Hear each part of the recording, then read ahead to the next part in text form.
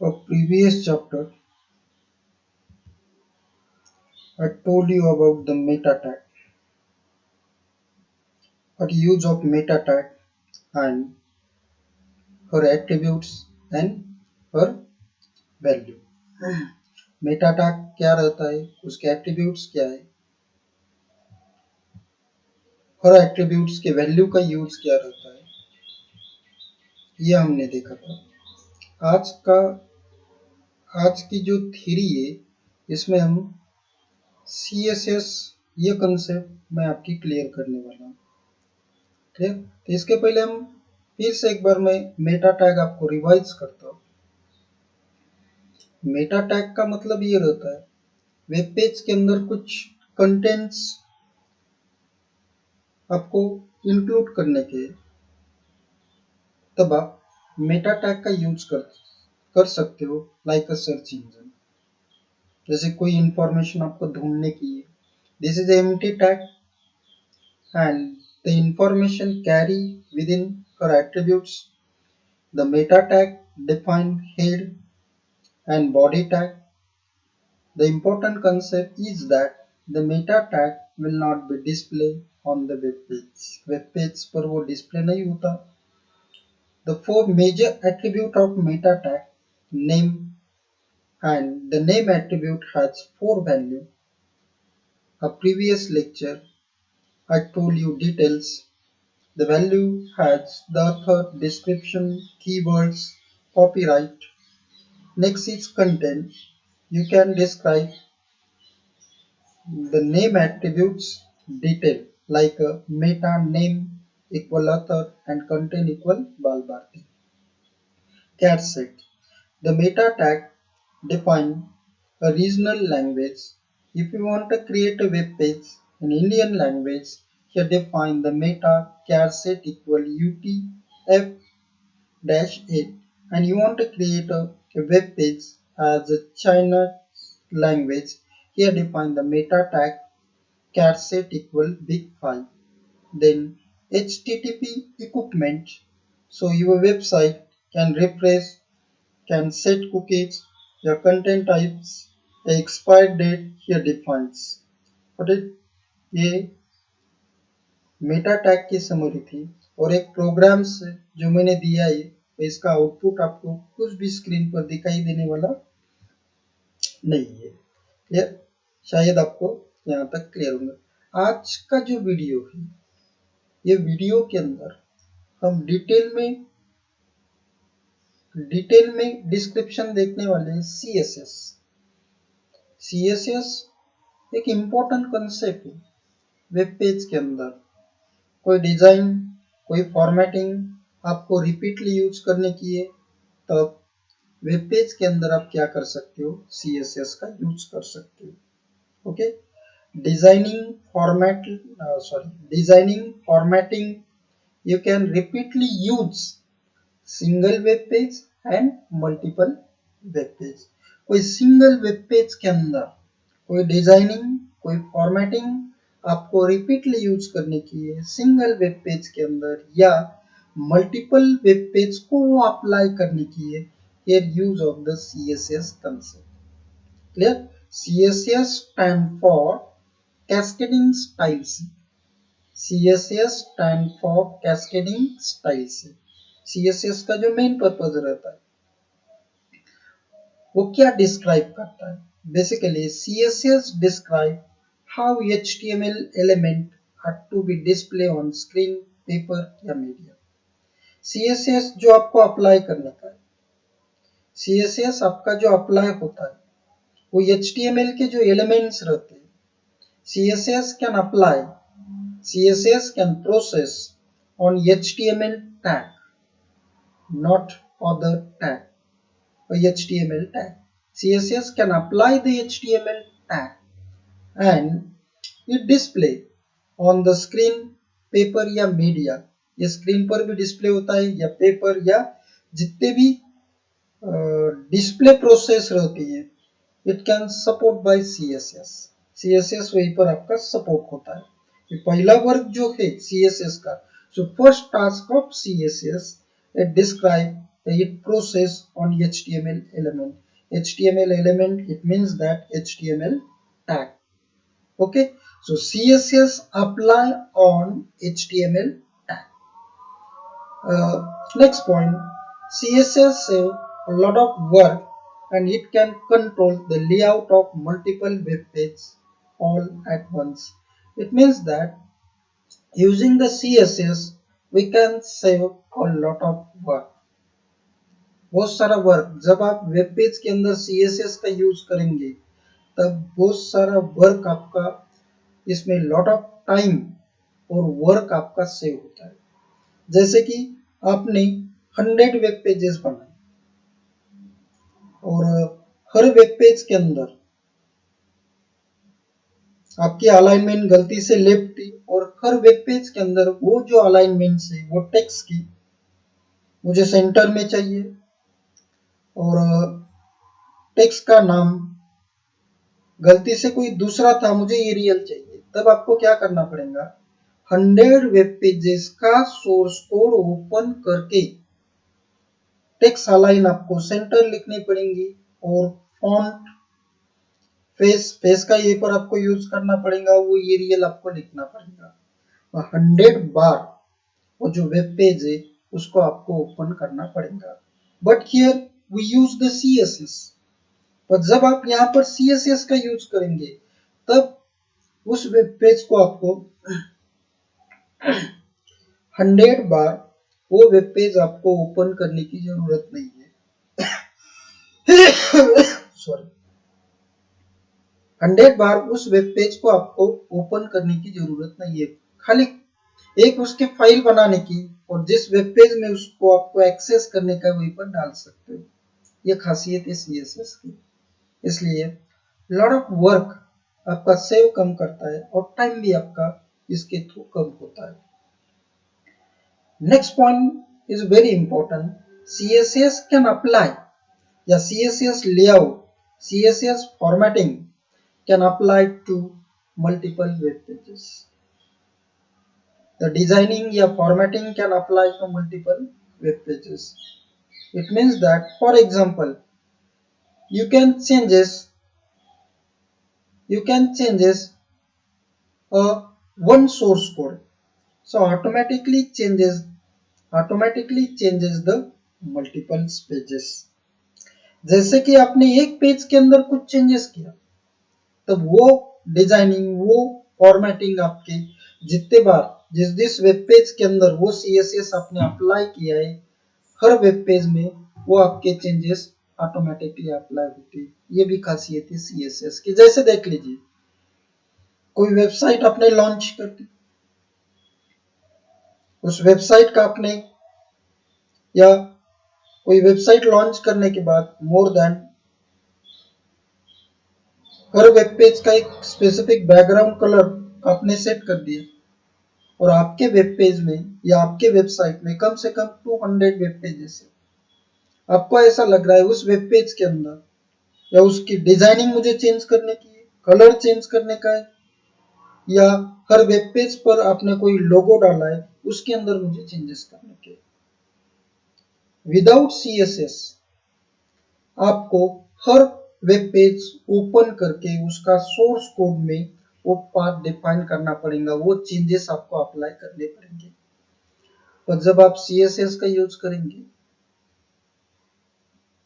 तब एक ही web page के अंदर जब आप चेंजेस अप्लाई करेंगे तब वो जो फॉर्मेटिंग है आपकी CSS थ्रू सभी वेब पेज पर ऑटोमेटिकली आपकी अप्लाई होती. ये खासियत है CSS की. इसलिए वेबसाइट बनाते टाइम्स, वेब पेजेस बनाते टाइम्स वहीं पर हमें CSS का यूज करना ही पड़ता है. विदाउट CSS आपकी वेबसाइट कंप्लीट नहीं हो सकती. इसलिए in website creating 99% use the CSS for designing purpose, formatting purpose. इसलिए ये दो पॉइंट्स आपके क्लियर हो गए होंगे. पहला कौन सा है, it save the lot of work, and second point, it formatting apply to multiple web pages. Okay. Next point. A CSS allow you to control the look and fill several pages by changing a single source. अभी मैंने explain किया. जब आप single source के अंदर changes करेंगे तब जहां पर वो कंट्रोल आपने अप्लाई किया है वहां का लुक ऑटोमेटिकली आपका चेंज होता है, या सेवरल पेजेस के अंदर उसकी जो फॉर्मेटिंग से वो आपकी ऑटोमेटिकली अप्लाई होती है. ये कंसेप्ट है सीएसएस. बहुत सिंपल टेक्निक है सीएसएस की. CSS stand for cascading style sheet and CSS can apply to HTML element. HTML element it means that HTML tag. CSS can apply to HTML tag. आपको पता है HTML के tag जैसे heading tag है H1 paragraph. Okay, CSS can apply to HTML tag. Second, CSS the work can save up lot of work. जो आपका work है वो सेव करने के लिए, टाइम सेव करने के लिए आप CSS का यूज कर सकते हो.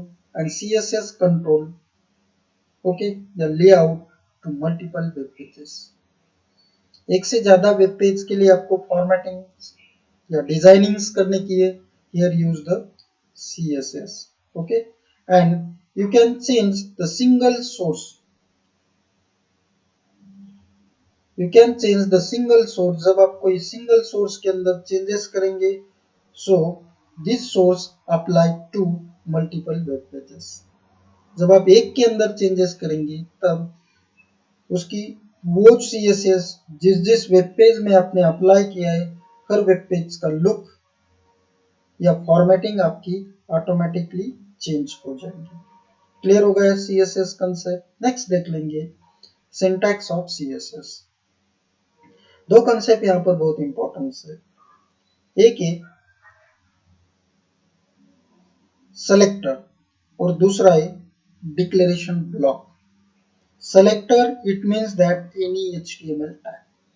सेलेक्टर का मतलब है HTML के टैग जैसे कि H1 P जितने भी HTML के टैग है उसे हम कहते हैं सेलेक्टर. जब आपको HTML के टैग जब आप CSS में अप्लाई करेंगे तब उसका नाम चेंज होता है और उसका नाम क्या बनता है सेलेक्टर. क्लियर. इसलिए CSS के सिंटैक्स में पहला है आपका सेलेक्टर जैसे कि ये H1 is selector and sorry और डिक्लेरेशन ब्लॉक. डिक्लेरेशन ब्लॉक में क्या आता है ये बहुत इंपॉर्टेंट कंसेप्ट है. देख लीजिए पहले सेलेक्टर डिफाइन करने का जैसे कि H1 is selector then opening brace. इसकी फॉर्मेटिंग फिक्स है.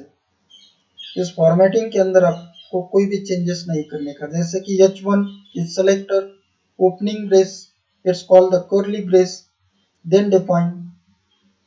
ये देख लीजिए ये जो आपका ओपनिंग ब्रेस है और यहाँ पर ये क्लोजिंग ब्रेस है. ये ओपनिंग टू क्लोजिंग ब्रेस जो है उसे हम कहते हैं डिक्लेरेशन ब्लॉक. उसे क्या कहने का डिक्लेरेशन ब्लॉक. आपको ये डिक्लेरेशन ब्लॉक में प्रॉपर्टीज और उसकी वैल्यू यहीं पर आपको डिफाइन करनी पड़ती है. देख लीजिए फिर H1 इज सेलेक्टर. आपको पता है H1 एक HTML टैग है. अब हमें CSS का यूज करने का है इसलिए हमने ये H1 का यूज किया है यहाँ पर. यहाँ तक क्लियर. ओपनिंग ब्रेस ओपनिंग और क्लोजिंग ब्रेस. ओपनिंग और क्लोजिंग ब्रेस के अंदर आपको प्रॉपर्टी और वैल्यू डिफाइन करनी पड़ती है. जैसे कि देख लीजिए colour is property. Colour is property colon yellow. देख लीजिए colon is operator and yellow is value. Property और वैल्यू के बीच में आपको कोलन का यूज करना पड़ता है इसलिए यहीं पर आपने कोलन का यूज किया है. Colour colon yellow. Clear. Colour एक प्रॉपर्टी है येलो कलर येलो ये वैल्यू है और दोनों के बीच में कोलन का यूज होता है. Then semicolon. यही CSS के अंदर कोई आपको दूसरी प्रॉपर्टी डिफाइन करने की है तब यहाँ पर देख लीजिए font size is a property. Colon 11 pixel, 11 pixel is value. देख लीजिए फिर से मैं आपको बता रहा हूँ, colour colon yellow, colour is a property, yellow is value, then semicolon. If you want to define the another property, here define the font size colon 11 pixel. Font size भी आपकी properties colon और 11 ये आपकी value. Clear? इसे हम कहते हैं declaration block. ये जो है आपका वो है डिक्लेरेशन ब्लॉक। ये कंसेप्ट याद में रखिए। HTML की प्रॉपर्टीज अलग है और CSS की प्रॉपर्टीज अलग है, इसलिए नेक्स्ट वीडियो में CSS की कौन कौन सी प्रॉपर्टीज है और उसकी कौन कौन सी वैल्यू है वो भी मैं आपको एक्सप्लेन करने वाला हूँ। सिंटैक्स यही तक क्लियर होगा आपका। देख लीजिए, selector means any HTML tag, जैसे कि यहीं पर मैंने H1 अप्लाई किया है, यहाँ पर मैं P अप्लाई कर सकता हूँ, यहाँ पर मैं टेबल अप्लाई कर सकता हूँ, यहाँ पर मैं इमेज अप्लाई कर सकता हूँ। HTML के कोई भी टैग यहीं पर आप डिफाइन कर सकते हो। Second, opening brace, colour, colour is a property, colon value, okay, colour is a property, colon yellow, yellow is value, font size is a property and the 11 pixel is value. Got it? यहाँ तक आ गया समझ में? Next देख लेंगे। अभी selector क्या रहता है, एक एक कंसेप्ट में ये आपकी क्लियर करता हूं। देख लीजिए, the selector indicate the HTML element you want to style. Selector का मतलब है HTML element. Selector means HTML tag. Selector का मतलब है HTML के टैग, जिस टैग को आपको फॉर्मेटिंग अप्लाई करने की वो टैग वहीं पर आपको डिफाइन करने पड़ेंगे। It would be any tag like, जैसे कि H1 बॉडी, ये आपके क्या हो गए सेलेक्टर्स। CSS के अंदर कोई भी HTML के टैग जो रहते हैं उसे हम सेलेक्टर कहते हैं। सिंपल कंसेप्ट, एक ही लाइन में। Selector means any HTML element या any HTML tag. Clear? Next point से डिक्लेरेशन ब्लॉक। डिक्लेरेशन ब्लॉक में क्या रहता है? The declaration block can contain one or more declarations and separated by semicolon. Declaration block में एक और एक से ज्यादा डिक्लेरेशन रहता है और वो सेपरेट होता है आपका सेमीकोलन से। जैसे कि देख लीजिए, कलर ये आपकी प्रॉपर्टी है, कोलन, ओके, कोलन जो है ये ऑपरेटर्स है, प्रॉपर्टी और वैल्यू के बीच में रहता है, yellow is value and semicolon. Colour colon yellow और सेमीकोलन ये आपका फर्स्ट डिक्लेरेशन हो गया। आपको सेकंड डिक्लेरेशन उसी के अंदर अप्लाई करने का है, तो फिर से आप क्या लिख सकते हो, फॉन्ट साइज कोलन 11 पिक्सल्स। आप फॉन्ट साइज उसकी फिक्स कर रहे हो, वो हमें हर वेब पेज में कितनी चाहिए, 11 पिक्सल। हर वेब पेज को आपको या हर वेब पेज का टेक्स्ट कलर मुझे येलो चाहिए, तब मैं ये प्रॉपर्टी अप्लाई कर सकता हूँ। इसलिए दो या दो से ज्यादा आपको डिक्लेरेशन अप्लाई करने का है, तो दो प्रॉपर्टी के बीच में here use the semicolon, okay, for separated। वो जो ब्लॉक है, वो जो डिक्लेरेशंस, उस डिक्लेरेशंस और उस ब्लॉक को आपको सेपरेटली डिफाइन करने का है, ये यूज द सेमीकोलन। वहीं पर आपको सेमीकोलन का यूज करना पड़ता है। Each declaration contain a property name and value। Her declaration को आपको प्रॉपर्टी और वैल्यू डिफाइन करनी पड़ती है, और ये जो दो रहते हैं सेपरेटेड बाय कोलन, ये दो सेपरेट होते हैं आपके कोलन से। नेक्स्ट देख लेंगे प्रॉपर्टी। प्रॉपर्टी कंसेप्ट क्या करती है? A property is a type of attribute of HTML element. देख लीजिए, HTML के जो एलिमेंट्स रहते हैं उसका एट्रीब्यूट मीन्स वो property. A property is type of attribute of HTML element। HTML के जो एलिमेंट्स, वो एलिमेंट का एट्रीब्यूट मीन्स वो property, and it would be, जैसे कि colour, border, background colour, text align, left margin, right margin, ऐसे बहुत सारी प्रॉपर्टीज रहती है। टेक्स्ट बुक के अंदर बहुत सारी प्रॉपर्टी, सीएसएस प्रॉपर्टी ये पर उन्होंने दी। वैल्यू का मतलब the value assign to CSS property. CSS की जो प्रॉपर्टी रहती है उसको आपको वैल्यू असाइन करनी पड़ती है। जैसे कि वैल्यू येलो, इसकी प्रॉपर्टी क्या रहेंगी आपकी? Colour, colour is a property and yellow is value. Okay, is assign to colour property, ये पर उन्होंने मेंशन किया। ये जो कलर प्रॉपर्टी है उसकी मैंने वैल्यू सेट कर दी, कौन सी? येलो। जैसे कि selector, selector means any HTML tag like as, जैसे कि h1, ये आपका हो गया सेलेक्टर। ओपनिंग ब्रेस करेक्ट है। प्रॉपर्टी, ये देख लीजिए, ये प्रॉपर्टी 1 है। प्रॉपर्टी क्या डाल दी मैंने? कलर, कोलन, प्रॉपर्टी और वैल्यू के बीच में कोलन ऑपरेटर है, यहाँ पर भी कोलन। वैल्यू 1 क्या डाल दी मैंने? Colour. The value depend on the property, value जो आपको डिफाइन करने की है ये डिफाइन होती है प्रॉपर्टी के ऊपर। प्रॉपर्टी आप कैसे अप्लाई करेंगे उस हिसाब से वैल्यू आपको डिफाइन करनी पड़ती है।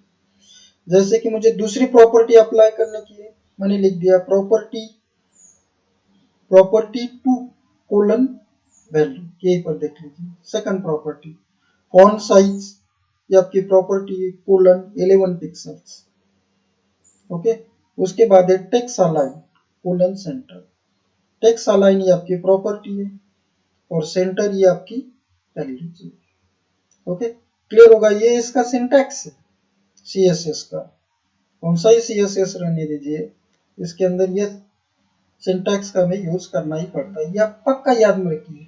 Selector means any tag of HTML, then opening brace, property, colon value. Okay, property and colon, in between you must use of the colon operators, and lastly we define the semicolon. And if you want to define another property, okay, so the property should be, yeah, must be defined, yeah, property must be defined, yeah, more than property you can apply a single declaration, but here among the two या three properties, here use the semicolon operators for separated property and her values.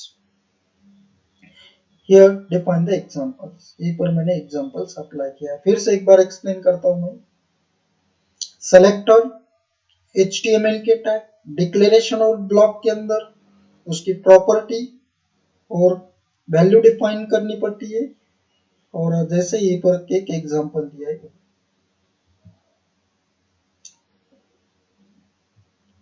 अब ये होने के बाद types of CSS, अब हम देख लेंगे सीएसएस के कितने टाइप है। तो बेसिकली सीएसएस के 3 टाइप है।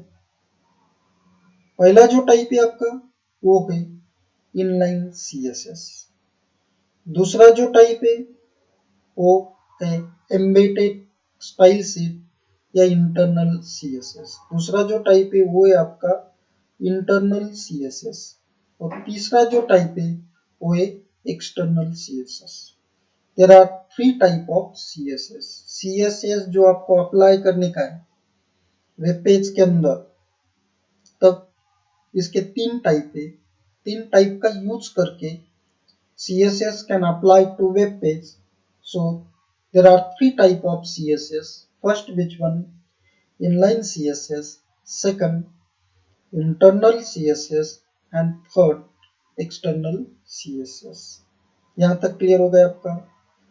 बहुत बार एग्जाम के लिए 4 मार्क के लिए बहुत बार इसके ऊपर क्वेश्चन आ चुका है, और CSS कंसेप्ट ऐसी रहती है, इसमें फिक्स 5 मार्क का प्रैक्टिकल भी यहीं पर फिक्स रहता है, इसलिए ये CSS मैं आपको रिपीटली बता रहा हूँ।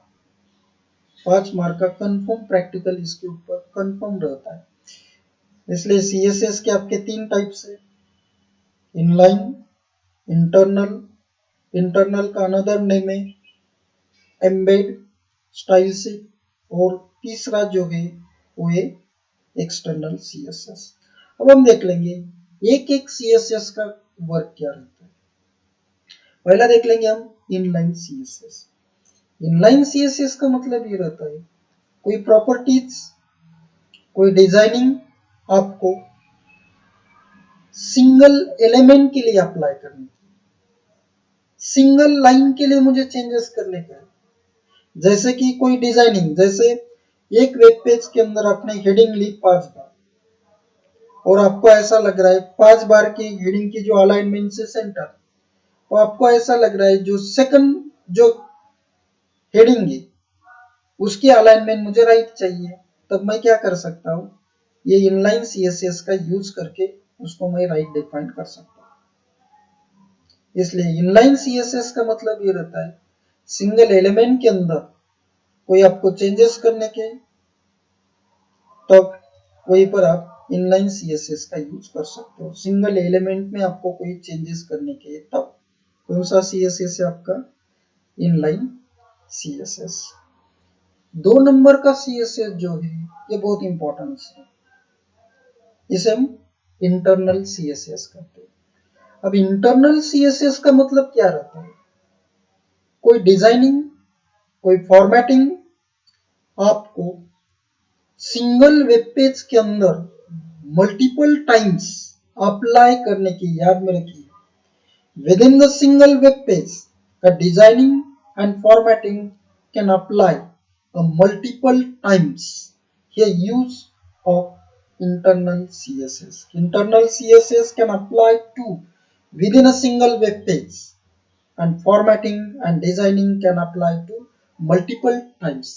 एक ही डिजाइनिंग, एक ही फॉर्मेटिंग आपको एक सिंगल वेब पेज के अंदर मल्टीपल टाइम आपको अप्लाई करने की है। Here use of the internal CSS, वहां पर आप इंटरनल CSS का यूज कर सकते हो। क्लियर। 3 नंबर का जो है वो है आपका एक्सटर्नल CSS। इसका भी वेबसाइट क्रिएट करते टाइम ये तीनों ही CSS का हमें यूज करना पड़ता है। एक्सटर्नल CSS की खासियत ये रहती है, जैसे कि इंटरनल है, कोई डिजाइनिंग, कोई फॉर्मेटिंग आपको एक ही वेब पेज के अंदर मल्टीपल टाइम अप्लाई करने की है, तब आपके पास इंटरनल CSS। पर कोई डिजाइनिंग, कोई फॉर्मेटिंग आपको एक से ज्यादा वेब पेज के लिए अप्लाई करने की है, if you want a designing and formatting applied to multiple web pages, here use of the external CSS. Clear your concept of the CSS? So first, inline CSS, designing या formatting apply to single elements, एक ही single element को आपको designing apply करने की है, तब आपके पास है इनलाइन CSS। और इंटरनल CSS का यूज किसके लिए, कोई डिजाइनिंग, कोई फॉर्मेटिंग आपको सिंगल वेब पेज के अंदर मल्टीपल टाइम अप्लाई करने की है, here use the internal CSS। and third is external CSS, a designing या formatting applied to a multiple web pages। आपके जो मल्टीपल वेब पेजेस है वहां पर कोई डिजाइनिंग या फॉर्मेटिंग आपको अप्लाई करने की है, तब हम एक्सटर्नल CSS का वहीं पर यूज कर सकते हो। ऐसे CSS के ये 3 टाइप्स हैं। क्लियर, आ गया समझ में। Inline, single element, internal with in the web page, and external multiple web pages। Got it? Okay, ये तो नेक्स्ट वीडियो में हम देख लेंगे हर CSS का टास्क और उसके बाद उसका एग्जांपल्स, और वो एग्जांपल का आउटपुट कैसे आता है वो हम नेक्स्ट वीडियो में देख लेंगे। ओके, और जिस स्टूडेंट की फीस बाकी है उनको रिक्वेस्ट है आप फीस पे कीजिए।